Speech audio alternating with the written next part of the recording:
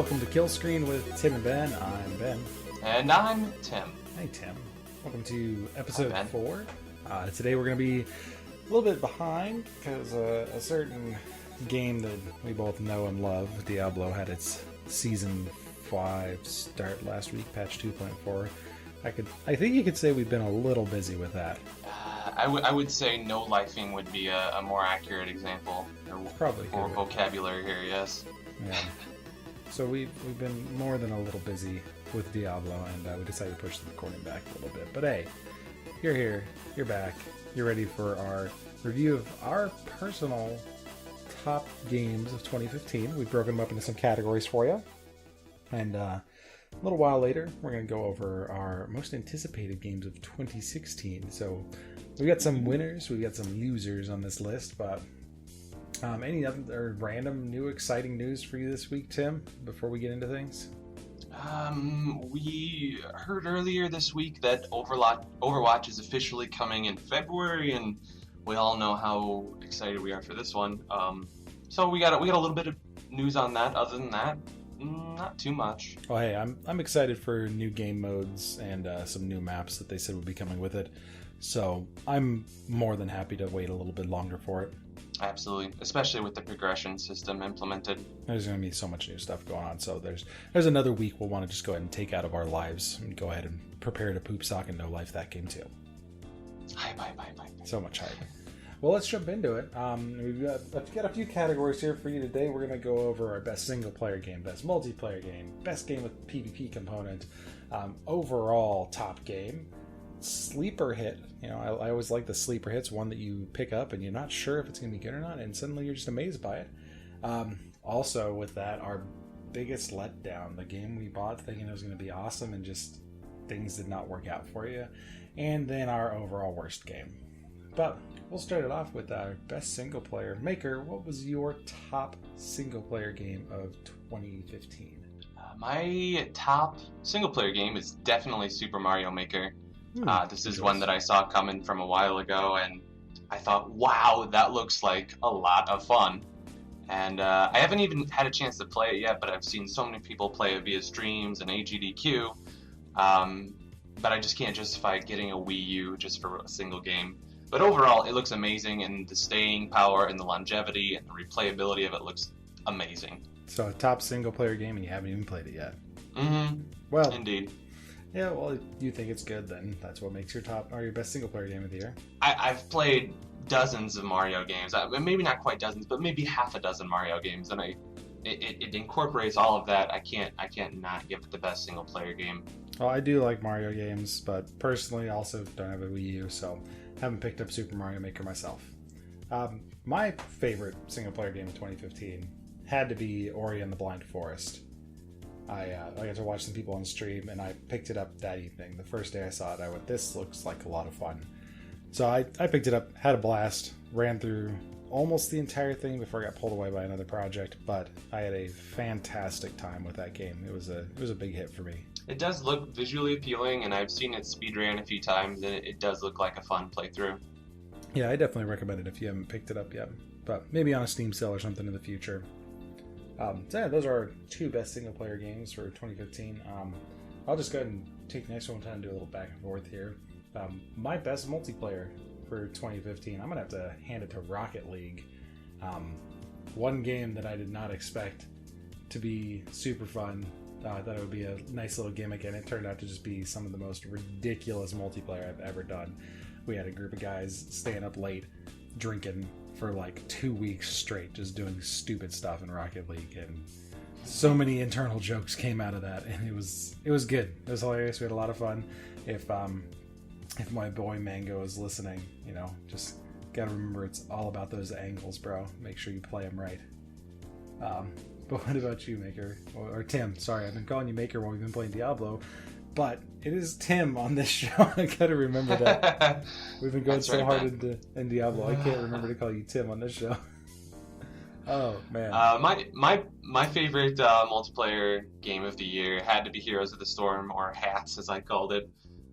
Just endless fun and especially because it's free and you can just hop right into it with friends that are leery about paying for games, and Something that you can just pick up and hop right into. It's your standard MOBA style game, so fairly easy to pick up and understand.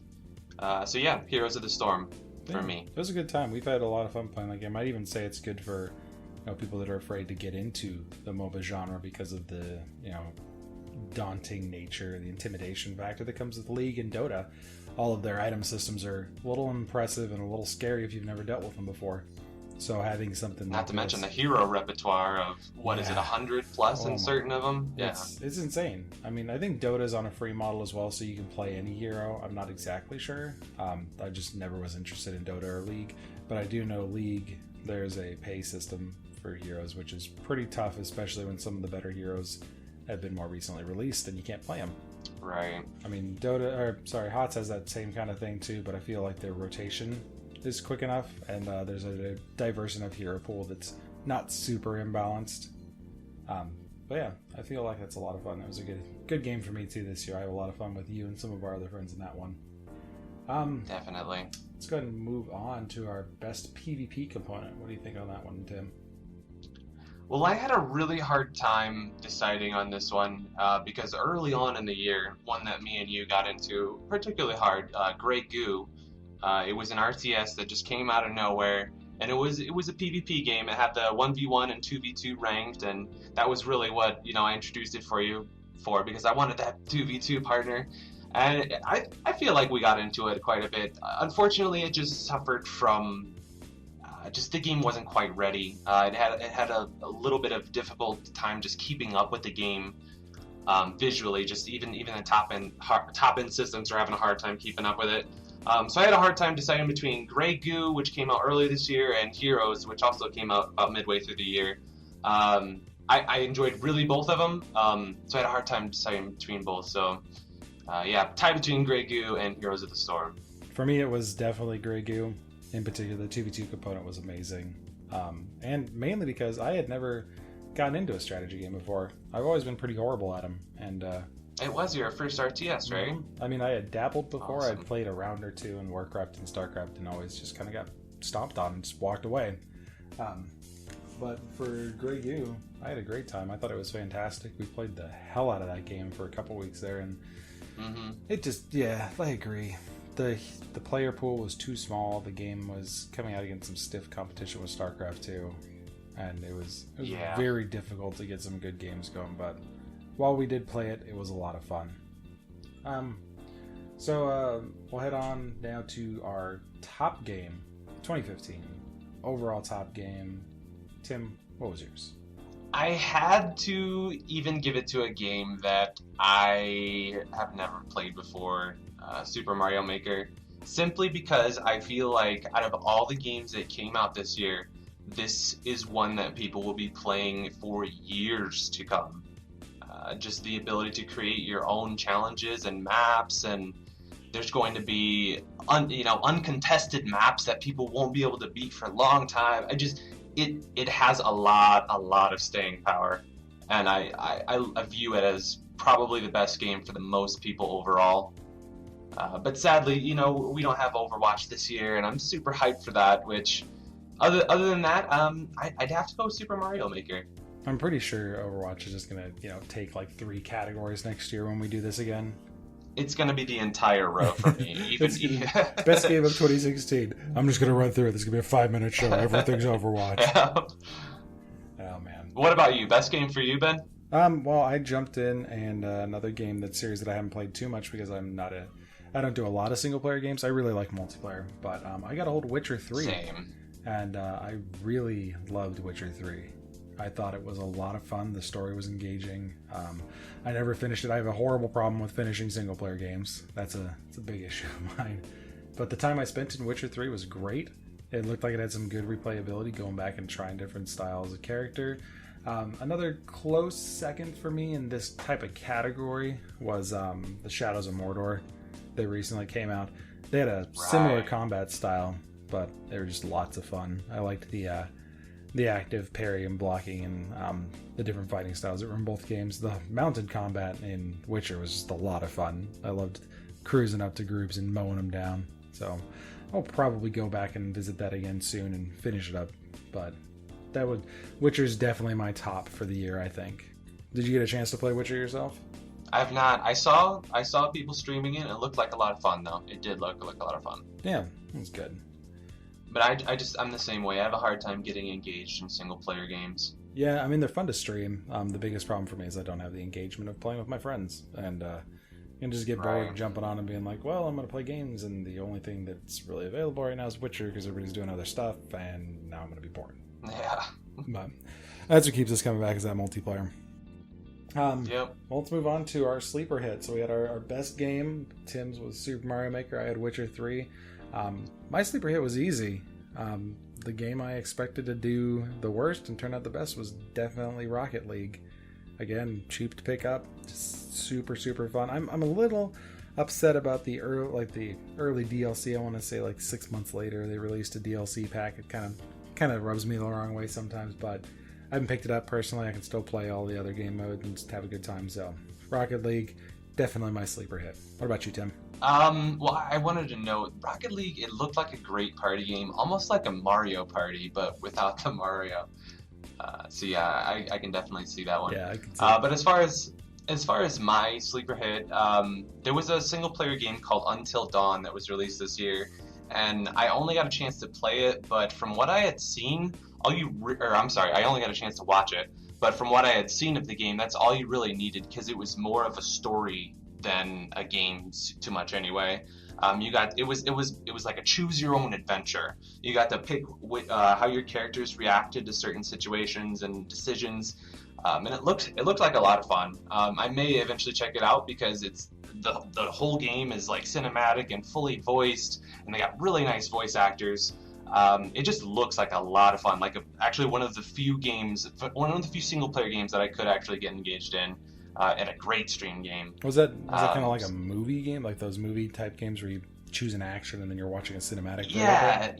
You're walking down a path and something appears, and do you run away or do you engage? Do you check it out? And you choose, and from there, cinematic occurs, and something else happens, and it's literally like one of those old school choose your own adventure books, but in a modern cinema. Yeah, it looks like a lot of fun. I would say that would definitely be my sleeper hit of the year. That's unique. You don't see a lot of those these days. People are looking for more stuff to do, I guess more buttons to mash, but you can only get so far with pulling the trigger in quick time events, I guess. So having a rich story game like that, I guess, would definitely be a breath of fresh air. Exactly.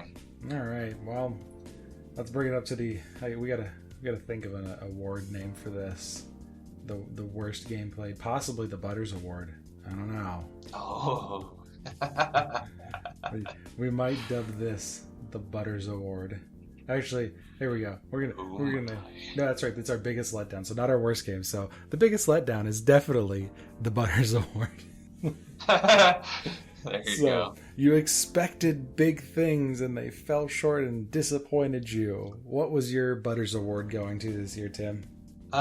This year it had to be Grey Goo. Oh. I saw it in advance. I know. Despite as much fun as we had with it, I saw it before the game came out, and I was really hyped for it because StarCraft is really the biggest RTS for me. It's the only RTS that's really captivated me, and this one looked like a somewhat similar version of StarCraft while still being new mechanics, new units, new races. So I was really excited for it, but unfortunately they weren't able to make a game up to Blizzard caliber. I mean, let's face it. Blizzard makes a certain quality of games, PC games, and they couldn't make a game that felt as good to play, and it was able to keep up and perform as well as StarCraft. So, unfortunately, it's just the way it is. Yeah, the biggest letdown for me had to be Grey Goo. It's that Michael Jordan standard of Blizzard games. Mm-hmm. You can call it Hearthstone, Magic the Gathering for babies, and Heroes of the Storm, League of Legends for babies, but when it comes down to it, they put out a quality product that's got a lot of man hours into making it well, and then they put it out for accessibility. There's good endgame top tier content, there's good middle, and there's good newbie content, and even StarCraft has got some entry level stuff for people, but Grey Goo just I can agree it had a hard time breaking into that, not only because of this competition of StarCraft and so many people looking at it and just saying, this is, a StarCraft ripoff. You can't. It's a hard line to, walk when you want to compete with something as big as StarCraft. And maybe big shoes to fill. Yeah, maybe that's why we haven't seen a lot of different strategy games coming out, is because of the competition. And it's the same thing with some MMOs too. Up against World of Warcraft, even though that game's like a decade old now, you still get other companies that are afraid to stand up and compete against the bigness of WoW. So it's rough, and when they do, people often go in and find it lacking. They just don't find what they're looking for, and it's kind of hard to fill that old itch. I can agree with Grey Goo. Yeah. What was your biggest letdown, Ben? Oof. Mine is probably going to ruffle some feathers, but probably going to get some people to agree with me too. I have never played this series of game before. I did not touch any of the prior ones. I read the stories, I watched the cinematics, I knew how they shaped because I wanted to be as prepared to go into this one as possible, but my biggest letdown was Fallout 4. I played the heck out of it, and I just kept looking for something to grab me, and within like 20 levels, I was stomping everything I came across. I did a bunch of the side quests, and I just felt like it was the same thing for me. I was playing a punch like ninja at first, and then I found a baseball bat and I put on a baseball cap, and we dubbed it Bonk City. That I was the priest of Bonk, and I was bringing the word of the Bonk to the good people, and just had a little Team Fortress 2 fun because I was streaming it, and I think that's the only thing that kept me going. As soon as I stopped streaming it, I finished the game, and I was kind of like, that's that. The ending was pathetic. Totally just unheard of, like, for a Fallout game, from what I understand. Like, for all the previous ones, you had a bunch of actions that would take place, and then you would go to this big epic ending, and you would see like what your actions did and like how different people reacted. In this one, it's just like, war is bad, I found some stuff, I did some stuff, but war is still a bad thing. You're like, really? There's no resolution here. What happened to the people I abandoned and murdered? What happened to the people that I just didn't care about? What happened because I chose X, Y, or Z? Just nothing. It's like, war's bad. Bad things happen. Humanity's going to survive. Thumbs up. I'm like, just nothing left for me at the end there. It was ridiculous.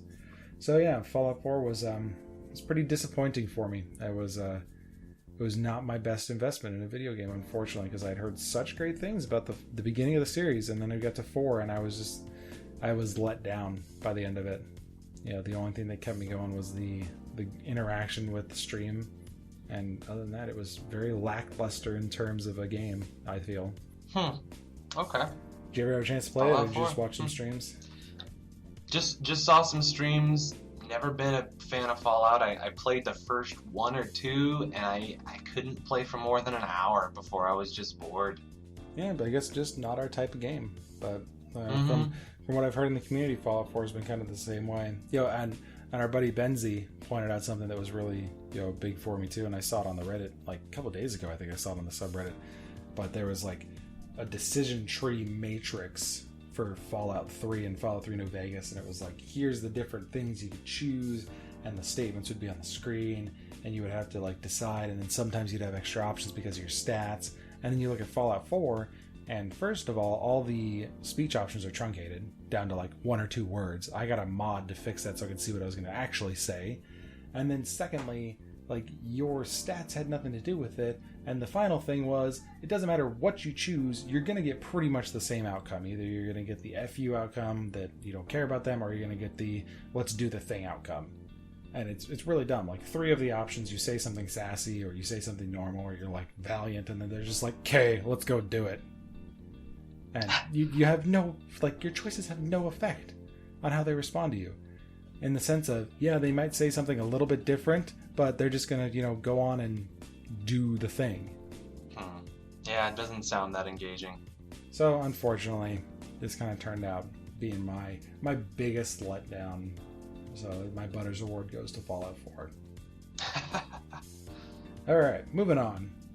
Now, this is not your biggest letdown. You might not have had high hopes for this game, but what was the worst game, the top worst, absolute most trash game you think you played of 2015, Tim?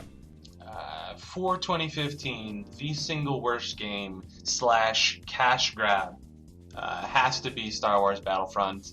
Oh yes.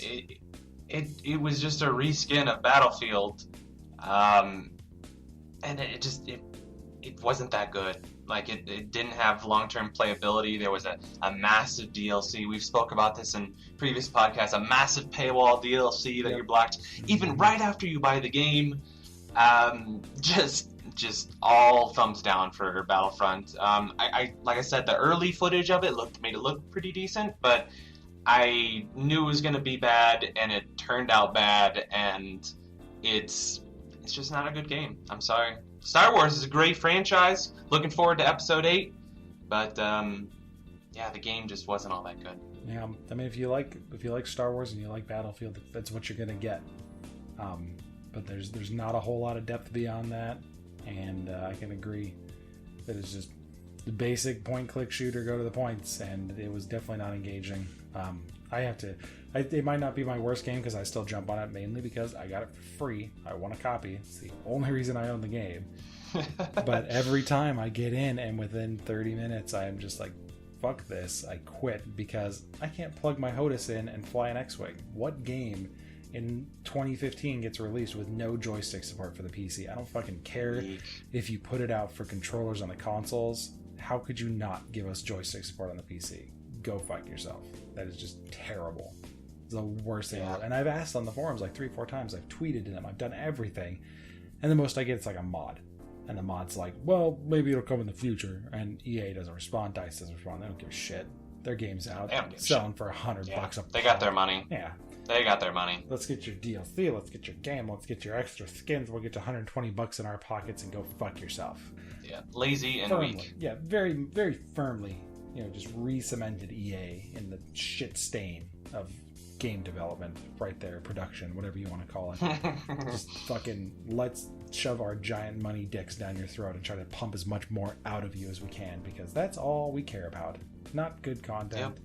We're gonna have DICE, reskin this game and make them think it's good again, make them think, hey, DICE is running things, but really, we're still calling the shots and we're still gonna fuck you when it comes to your DLC. So, yes. Money. I can agree. Fuck Battlefront. I do what have about one you? that Worst I think game? tops it. Oh, I have one that I think tops it. Not in terms of money grab, so fuck EA for money grab. But my absolute worst game of, 2015 has got to go to Rebel Galaxy. I don't know if you've played Rebel Galaxy, but some people have a good time with it because, apparently it's a fly around RPG and you shoot broadsides out, but you're flying a spaceship. And you get into these awesome space battles and you watch the video and you're like, man, these guys are like flying around, blowing each other up, doing awesome things.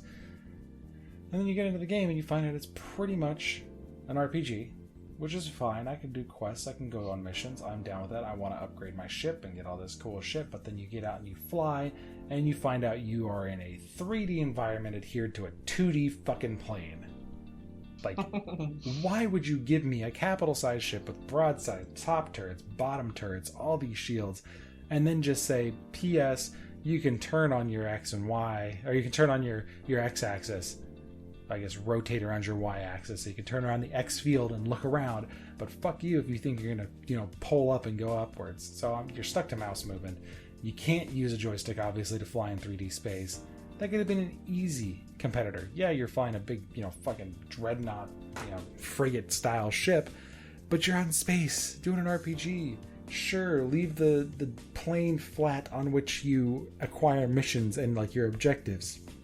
But when you are in the battle, in that small little tight space, let me fly three-dimensional like the tiny fighters and the other ships that are flying around me, god damn it.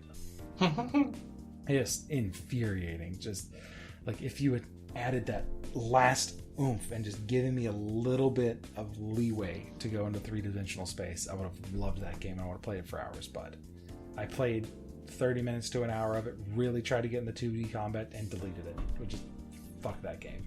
Fuck that game. I'm a little salty when it comes to not having access to my HOTAS. I have this sweet-ass joystick set up, and I want to use it, and I want to get into 3D space combat. That's why I'm looking forward to... it's not on my top 2016 because I don't think it's going to be a top game for me, but I'm very much looking forward to get my hands on Eve Valkyrie. That is the the space fight combat sim where you're actually playing a fighter around the giant Eve ships, and massive battles going on, and you're flying through on a fighter. So that looks like a ton of fun, mainly because I can gloriously use my HOTAS. Yeah, let the man use his equipment. Seriously, give me 3D flight. That's what I want. But 2016, damn it. Exactly. Nobody wants a 2D space game. Go fuck yourself. If I want to do that, I'm going to go back and play Star Trek in my fucking DOS window where you had ships as the at symbol was the Empire or the Enterprise, and like little carrots were Klingon workers and shit. God. Anyways, let's go to some top of 2016. What we're looking forward to. I see we got a couple matching up here on our list. We'll go ahead and grab our matching ones real quick. So we all know Tim's top anticipated of 2016 is Overwatch. Cannot wait for this game. Very exciting. Obviously, scrapped Project Titan reborn into Overwatch. Just fucking phenomenal so far. Tim and I have been in the beta for quite some time now, and absolutely love every minute of it. Like, I don't know. Ridiculously addictive. So much fun. The team play is fantastic. The combat, I feel, is great. The classes are balanced. Tim, your top 3 things about Overwatch off the top of your head. Anybody can pick it up and play it. It feels good to play. And for number 3, probably the balance. I wouldn't say that there are 3 or 4 classes that dominate everything. There feels like there's maybe 3 or 4 classes that aren't viable out of 21 currently, and we're getting more. We're getting more. Are we confirmed getting more right away? Or I think it was these 21 at launch, right? These 21 at launch, but we did get a tweet confirming this week actually that there are hints or teases at the future heroes currently in game. So exactly. we have seen, or we've at least subconsciously seen, these future heroes that they will be implementing hopefully soon, shortly after launch, if not with launch. I'm telling you, the Power Gauntlet is coming back. Like, you're gonna see that here. Doomfist will be back in the game, and I'm calling the lore right now. That there was the original Doomfist that was the savior. The Scourge guy is pre-video era, pre-teaser video, the theatrical trailer, I guess you would call it. And I'm really hoping Blue Sweatshirt Kid grows up to be the successor to Doomfist, and he gets that in because he's already punched somebody with it. So right, I'm gonna call it. I'm calling Doomfist coming out this year. First, little hero drop. I'm calling Doomfist. I want to see him. You heard it here. Ben calls it. Yeah, we'll see for Doomfist. Yeah, I can definitely agree. There's a few heroes that need some love. Torbjorn is one of them. Bastion's one of them. They're good surprise characters, but they're pretty much done after that. But yeah, overall, balanced, fun, easy to get into. Cannot wait to have either open beta or have friend keys and get more people in and just be please come play with us, masses. We want you in our game. Yes. So hype. Such a good game. Even when the beta re-releases here in February, Tim and I will be on that train pretty hard. Obviously, if you have not followed our streams yet, you can always catch us at twitch.tv/Tmaker, TEHMAKER for Tim, and myself at twitch.tv/Kerupt. We usually have it in the descriptions there.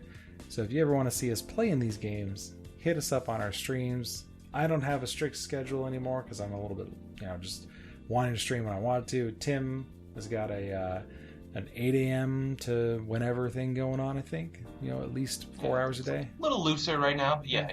We're trying to get it going. We'll get something set up, I'm sure, once Overwatch returns to us. We'll be back streaming like crazy, as usual. Oh, I can't wait. Yeah. Another one that's coming out in 2016 that I would probably say I'm a little bit more hyped than Tim for. It's definitely going to be The Division for me. What do you think about The Division, Tim? Well, I don't have as much Tom Clancy experience since some of his first games. I maybe played, I can't even remember the name of it. It was on 64 or something a long time ago. But I've never been too big into the Clancy games, but I've seen, I saw the early trailer that they released for the game, and it looks phenomenal. It just looks like a fun game to play with your homies online. For sure. I feel like it's going to be a little Diablo-esque. A little bit of loot grindy. It's more of an RPG. It's got shooter elements in terms of combat, but you are definitely going to be looking for gear, doing some quests. Just taking whatever it gives you. I like the drop-in PvP aspect. I'm a little sad they took out the mobile aspect. That was a little sad. It looked really cool, but understand balance-wise why they took it out. Right. But yeah, I am looking forward to seeing some of this drop-in PvP and the squad-based combat. I really like squad-based combat to begin with. Small-scale squad tactical style shooter is a lot of fun to me, and not just the teamwork aspect of it is just so much fun. Oh yeah, when I say tactical, I'm definitely as far away from the Gears of War stand behind something and like shoot your gun over it type of thing, but more the you have a small life pool. You need to make sure to stay undercover and get firing when you can and try to exploit the enemy. So there's a little bit of chess, a little bit of strategy behind your shooting. But there are some things to be worried about. A couple little tidbits that have me concerned.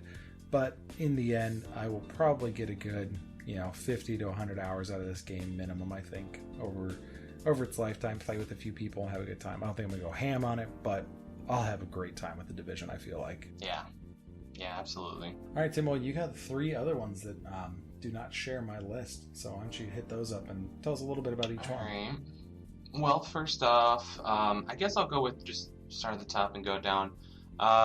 Legend of Zelda for the Wii U. I've been a fan of Zelda for a long time. I mean, not like super fanboy fan, but I definitely have put in a number of hours into Zelda games. And though I haven't played the last couple, I still, I'm a huge fan of speedruns, and I'll check out the gameplay, see what it looks like. So yeah, I have to say, Legend of Zelda for the Wii U. I'm interested not necessarily to play it, just to see what it'll look like. And I know that there is a lot of hype surrounding Zelda, so definitely looking forward to that one. Are you a Zelda fan at all, or? Well, I am. My question was, is Zelda going to be the one that drives you to buy a Wii U? Is that something you would probably do for this game as opposed to Mario Maker, or would you buy a Wii U because of Zelda and Mario Maker together? Well, I mean, that's a hell of a combo package, I'd say. There you go. It's definitely worth considering. I know Ocarina of Time for the 64 was such a great game for its time. I remember hunkering down at my buddy's house for the weekend, and we just played the shit out of that. We would just take turns. I didn't even have to be playing. I was just enjoying the storytelling magic unfold. So I hope that would continue with this game. Zelda was fun. I enjoyed them when I was a kid. Hopefully this recaptures some of that enjoyment for you. I may pick up a Wii U in the future for the wife and kids, and if I do that, then I'm just going to have to do something like pick up Zelda for myself or let them play it, get them into gaming. So you never know, man. That's straight. Your next one on the list, I gotta say, the first one was exciting for me. I mean, this didn't make my top 5, but I can share your hype. Oh, really? Okay. Well, the first Mirror's Edge was and still is a hell of a speedrunning game. I love watching these speedruns because it's all about that parkour. There are so few parkour games. I just feel like the good ones that shine through and are actually good, like they're phenomenal. And this is one of the few. So I'm really looking forward to the sequel to Mirror's Edge. I think it's called Mirror's Edge Catalyst. Definitely something I'm anxious to see people dive into and get their teeth in and see how much people can enjoy it and exploit the gameplay. Yeah, a lot of hype for me on that one too. I had a lot of fun playing Mirror's Edge. I think I've done 3 complete run-throughs at least of it. It's one of those games that every once in a while, kind of like Portal and Portal 2, I'll look back on my Steam library and be like, oh, I need to play it again. Download it again. Play it one more time. A lot of fun. And it's a fun game, yeah. Oh yeah, huge blast. So why don't you wrap up your top 5 of 2016? And the last one, I believe, is going to be the Wii U as well. Also, not quite as hype as the Zelda series. The Star Fox series is making a new one called Star Fox Zero. I've only seen just a few screenies. I haven't seen any video of it, but it definitely looks like a lot of fun because it's the same deal. Back in, when I was younger and 64 was first coming out with the Star Fox. Oh, it was just so much fun, and it had fun multiplayer too. And another one at the same time or right around there, GoldenEye. Oh my gosh, yeah, so many hours invested in that. A lot of classics. So yeah, I'm also looking forward to Star Fox Zero, the new one. Oh, that'd be cool. What about you, man? Well, I'd like to see some people play Star Fox Zero. I watched people play Star Fox, never really got to play it too much myself. I played multiplayer with my friends, but then it was like, I pick up the controller and I'm playing Star Fox for the first time. I just get walloped by these guys. Yeah. Looking forward to that one. So besides The Division and Overwatch, I'm looking forward to Ghost Recon Wildlands. I was a big fan of the Ghost Recon series. Tom Clancy's more elite operatives unit going worldwide doing crazy missions. This one brings to the table a couple cool things. You have a planet full of targets. So you've got all these people that are bad dudes that need to be handled in some fashion. And depending on how you execute your hits or your setups or whatever you want to do, like in the video they showed, like the trailer, they showed a guy who was the bad dude, and in one version they capture him to take him back for interrogation. In one version they kill everybody there and blow up the whole place and all the dudes cocaine. And the other one, like they busted in under the cover of night and killed some folks. So they had 3 different approaches to this whole thing, and like in one of them they left him alive. Then the cartel came and finished him off because he lost all their product, basically. So I mean, the options for choosing the way you're going to progress with different things to do, as well as a big thing for me on top of shooters is I don't necessarily just want to be told go in and kill all these dudes. I like to do the initial planning as well. So having that freedom in Ghost Recon and saying I want to come in under the cover of darkness and go stealth, or I want to just roll in a truck, guns blazing, and blow everybody up. I can choose that based on the mission, based on my team, and have my criteria set up beforehand. So Wildlands, I'm looking forward to. Little single player, but I can't go past, like, Ghost Recon is one of those games that I can definitely handle single player because it feeds that squad shooter itch. I have a question for you, if I may interrupt. Oh, sure. You're talking about this, and that to me sounds a lot like Metal Gear Solid 5, which I noticed hasn't been brought up at all, and I was curious about that. It's because I didn't pick it up. I watched some people play it, and I never did because when I looked at some parts of it, it looked very much Assassin's Creed-y, kind of, more open world. Okay. Do things as you go. This is not necessarily like, it didn't look like, you walk through the town and then you're picking up side quests. It's like, I go back to base, I look at, my dossier of people that need to be handled, and then I get a news feed of, I killed this person in the cartel, and now these people have, a couple of them got into hiding, or one of them is like getting support from the government now and like getting extra defenses and shit like that. So not necessarily just strolling around doing stuff and like finding missions, but more the, I want to select what I do beforehand. But yeah, I can definitely say I don't know a ton on Metal Gear Solid 5. I honestly didn't watch a lot of streams of it, kind of because it looked like one of those games that I might pick up on Steam sale a while later, and I didn't really want to ruin the story. Okay. I heard a lot of good things about it. And I've seen a little bit of stream action. It does look like it would incorporate a lot of fun, especially exactly as you're talking about, the planning and theorizing how you're going to approach your situations. And the ability to have different outcomes because of said decisions. Yeah, that's big for me. Not just a linear story, but that branching story, the branching possibilities. Right. It's replayability. Next time I go through, maybe absolutely. I decide that I'm not going to sneak anywhere, and we're just going to be a guns blaze team. We're going to go under just daylight trucks and guns every day. And, try different types of things. So, Wildlands looks like it could be promising. Ghost Recon, has been decent games. I'd always give them at least a C+ to a B+ area. They've never been blow my mind amazing, but one of my favorite styles of games to get into. Besides that, 2, I guess you'd call them indie titles have made my top 5, which is rare for me. I'm usually more of a AAA title kind of person. I play a lot of the bigger games that are coming up, but No Man's Sky, oof, talk about ambition from this group making No Man's Sky. Baker and I've talked about this a little bit, but procedural, endless, not procedural, I guess. Well, kind of, but basically galaxy-sized exploration and just tons of stuff you can do. Obviously, full 3D flight, and not only full 3D flight, but deep space all the way to interplanetary, all the way to in-atmosphere flight. So I can transition and fly straight through the atmosphere and be flying on the planet, which is phenomenal. Elite Dangerous just recently added that capability, and it's still like one of those things that's like, why did it not launch with this? This is amazing. Now, is this the one that you can actually discover planets and have them named after you then? Mm-hmm. Yeah. Super ambitious project. Yep, it is on the ambition level of Spore, which is terrifying because we know what happens. Yeah. So No Man's Sky could be phenomenal. It's on my top 5 because I'm very much anticipating how good it's going to turn out, or watching it die miserably and make my Butters Award for 2016. And real quick, since we're coming up on a little long here for our time, my number 5, and not necessarily in numeric order, but my last one is definitely Unravel. I got to see or watch his intro video and discussing the game at what was that? It wasn't E3. It was another one later in the year, but he was talking about Unravel, and it's a little indie side scroller, and you're using yarn coming off of your body to solve puzzles and do all this stuff. But the guy who made it was a small company and just really his idea, and it was so touching because he had an actual doll that he made that looks exactly like the character in game, this character made of yarn.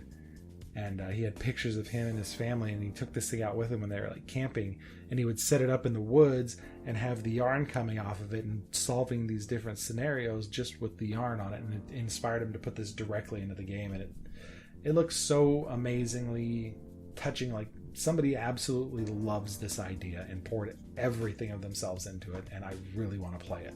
Yeah, it does look like a fun, unique project. It almost reminds me of Fez from several years back, actually. Okay, yeah, I could see that. Mm-hmm. It was touching to watch him give his presentation. He was shaking the first time he spoke on stage to a large crowd. And the reaction to not only his sentiment and his demeanor, but also to the high quality and great product that he's putting out. Just this amazing looking indie game. It's got a lot of people excited, and I'm definitely one of them. Yeah, it does look like a lot of fun.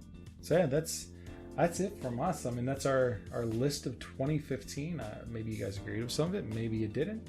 And the games we're looking forward to in 2016. So make sure, I know a couple new folks stopped by last week and checked this out. If you have the capability or the desire to, feel free to share us out with your friends. Let them know about the podcast. We definitely want you to enjoy just throwing this on in the background while you're gaming, while you're doing some homework, whatever. We're here just to hang out with you, and we hope you guys enjoyed this episode of Killscreen. I'm Ben. And I'm Tim. Thanks, everybody. Have a good night.